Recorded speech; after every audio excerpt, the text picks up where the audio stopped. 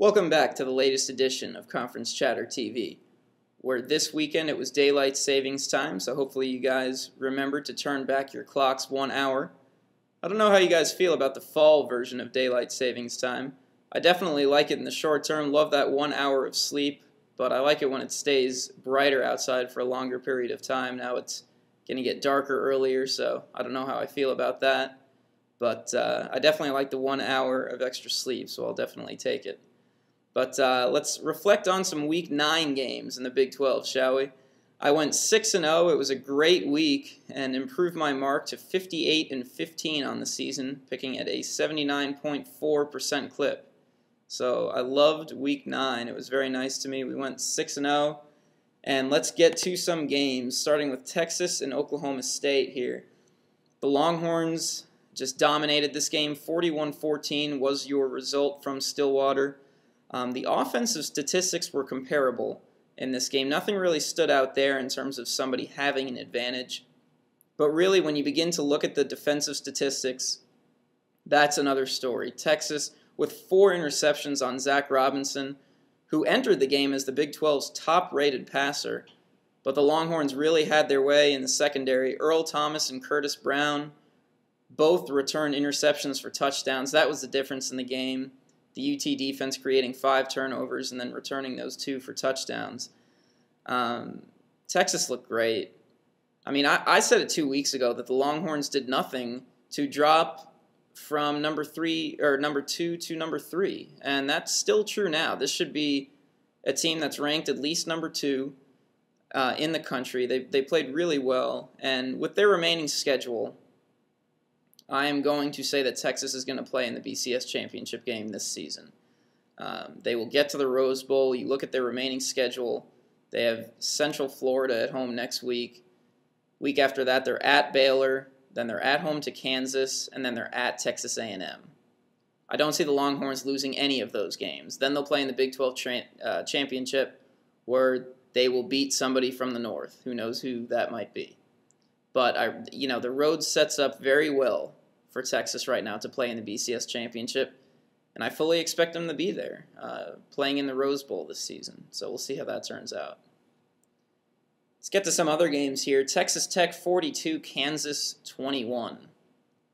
The story in this one, the unfathomable benching of quarterback Todd Reesing for Kansas. I mean, I never thought I'd see the day. Reesing, after the game, mentioning that he hurt a groin in that Colorado game, which is back on October 17th. So, I mean, he's been struggling now for a couple of weeks. Kansas has lost 3 straight. They're now 1-3 in the Big 12, and they need Todd Reesing next week because this is perhaps for Kansas, if they still have, aspirations of winning the North, next week is going to be the most critical game of the season at K-State, which is presently first in the Big 12 North. That is a huge game.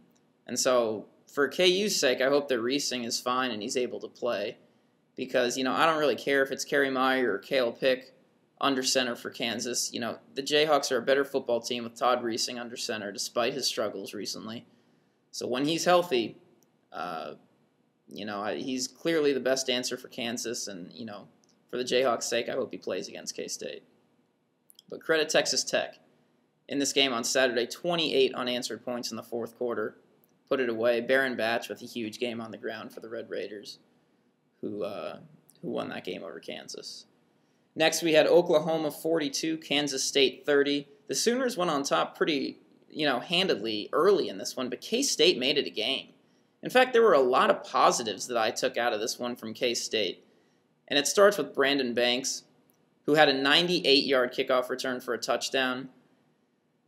This guy's incredible. That's his 4th kickoff return for a touchdown this season, a Big 12 record. He also had 9 catches for 156 yards as well against a pretty darn good Oklahoma secondary. Very impressed with Banks' performance. Then you had Daniel Thomas on the ground, running well, 87 yards, averaged 5.6 a touch. And then Keithan Valentine, who's developing into K-State's short yardage guy. He had 2 scores. K-State played pretty well. I mean, this game, I was amazed, quite honestly. I thought OU was going to win by a lot more than they did. This game was at 5 points twice in the fourth quarter. It was within a 5-point deficit. And you're talking about an OU team that's won 48 of the last 49 times in Norman. Impressive showing from K-State. I mean, you know, they lost by 12. It was close in the fourth. That's really all you can ask for. I mean, nobody beats Oklahoma in Norman. I don't care who you are. So just the fact that they stuck with them, I was pretty impressed by K-State's performance. Again, this sets up a very big game next week, obviously with the Sunflower Showdown with KU against K-State in Manhattan. Alrighty, see what else we have here. Missouri 36, Colorado 17. The Tigers were dominant in this game. I mean, Colorado had -5 yards rushing on the day, four turnovers. And honestly, this is just, you know, Colorado just has one of the worst offenses that I know of in college football right now. I mean, they're ranked toward the bottom in total offense and in scoring offense. Nothing's really working. You know, Tyler Hansen, that was nice against KU, but he's really not moving the ball that well. And, you know, this one was out of hand. I mean, Missouri was up 33-0 in the first half and just dominated this game. The Tigers had a really tough Big 12 schedule to open up, finally got that first Big 12 win of the season. They're now 1-3, and their schedule, you know, sets up pretty favorably. I could see Missouri rolling off some victories here in the next couple weeks with how their schedule plays out. Next, we had Nebraska 20, Baylor 10. Finally, the Cody Green era is underway in Lincoln. Nebraska going on the road to Waco and winning this game with Cody Green, the true freshman quarterback, you know, directing the offense under center. You know, the guy wasn't brilliant, 12 of 21, 128 yards, an interception. But, you know, he added 45 yards rushing. That's an element that, you know, Zach Lee did not bring to the table for Nebraska. And, you know, the Huskers, they weren't dominant in this game. But, you know, again, I think if you're Bo Pelini, this was the right call. A game that they were going to win either way. This was a good game to break Cody Green in.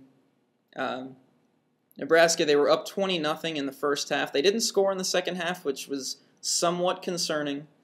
But, you know, if I'm a Nebraska fan right now, I'm thinking, okay, you know, the Cody Green era is underway. He's got, you know, the first game that he's played the whole game throughout. You know, they got the victory, and we'll see where we go from here. Nebraska's in decent position, again, with their schedule.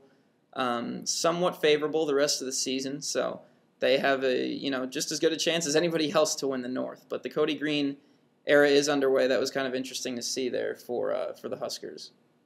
And the final game was Texas A&M beating Iowa State 35-10. The Aggies continue to run the football. 269 rushing yards for Texas A&M. That was the story in this one. And then when you add Gerard Johnson's 23 of 28 performance in the air, 238 yards, 3 touchdowns, what more balance can you ask for if you're Texas A&M? That's the recipe for success right there. The Aggies are playing really well lately. You know, I'm very impressed by them. And so they won that one over Iowa State, a pretty good victory there for A&M. So that was 6-0. I'll take it. I will definitely take it. We needed that one. 58-15 on the season, so we'll see how that plays out for the remainder of the year. Guys, I appreciate you checking out the latest edition of Conference Chatter TV. As always, I'll be back next week to dissect the games going on in Week 10. I appreciate it, and we'll talk to you guys next week. Thanks.